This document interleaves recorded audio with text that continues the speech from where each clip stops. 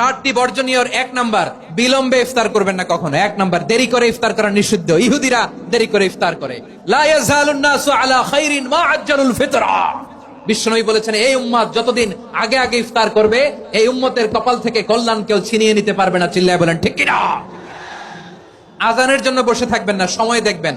স্থানীয় সময় যখন সূর্যাস্ত হওয়া মাত্রই বিসমিল্লাহ, খেজুর খেয়ে ফেলবো। পারবেন তো নাকি দেরি করবেন?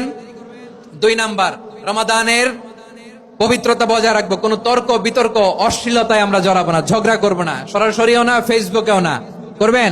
কেউ গালি দিলে বলবেন ইন্নী ইমরুউন সায়েম, আমি রোজাদার। আল্লাহর হাবিব শিখিয়েছেন, কেউ যদি তোমার গালি দেয়, কটু কথা বলে, অশ্লীল কথা বলে, রমজানে তুমিও বলতে পারবা না। তুমি বলতে পারবা ইন্নী ইমরুউন সায়েম, আমি রোজাদার। আজকে থেকে নিয়ত করেন, রমজানে কেউ গালি দিলে আপনি একটা গালি দিবেন নাকি? কি বলবেন?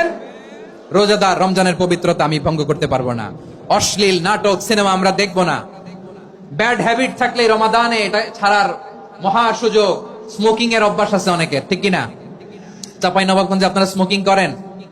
আলাম ইয়াদা কাওলা যুরি ওয়াল আমালা বিহি ফালাইসা লিল্লাহি হাজাতুন ফি আইয়াদা তাআমাহু ওয়া শারাবা। যে রমজানে মিথ্যা কথা, মিথ্যা কাজ, মিথ্যা সাক্ষী ছাড়তে পারে নাই, তার না খেয়ে থাকা, উপবাস থাকা দিয়ে আল্লাহর কিছু যায় আসে না। এজন্য মিথ্যার সাথে আমাদের কোনো সম্পর্ক আছে? মিথ্যা বলবো না। 4 নাম্বার, অপচয় করব না। ইন্নাল মুবাযযিরিনা কানু ইখওয়ানাশ শায়াতিন ওয়া কানা শাইতানু লিরাব্বিহি কাফুরা। অপচয়কারী শয়তানের ভাই। আচ্ছা, যে শয়তানের ভাই ও নিজেও আরেকটা কি? শয়তান। যে শয়তানের ভাই ও নিজেও আরেকটা কি? অপচয় করব না। ইফতারি করতে যে আমরা অনেকে অপচয় করি, এগুলো করবেন আপনারা না। অপচয় করব না। 5 নাম্বারে, রিয়া, লোক দেখানো ইবাদত আমরা করব না।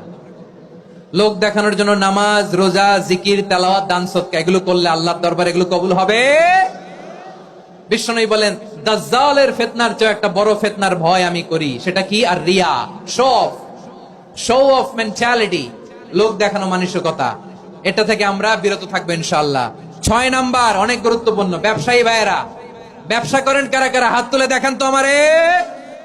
মাশাআল্লাহ, হাত নামান। ব্যবসায়ী ভাইয়েরা, অনেক অসাধু ব্যবসায়ী আছে, রমজান আসলে নিত্য প্রয়োজনীয় পণ্যের মূল্য বৃদ্ধি করে দেয়। এরকম আছে না নাই? এগুলো করবেন না। মজুদদারি করবেন না। পণ্যের কৃত্রিম সংকট বাজারে করবেন না।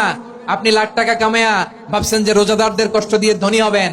এমন রোগ আল্লাহ আপনারে দিবে, কোটি টাকা দিয়েও আপনি হাসপাতালের বিল পরিশোধ করার ক্ষমতা আপনার হবে না। খবরদার। শেষ বয়সে দেখবেন কি কষ্ট আপনার হয়। আপনি রোজাদারদের কষ্ট দিচ্ছেন, আল্লাহ আপনার সুখে রাখবে?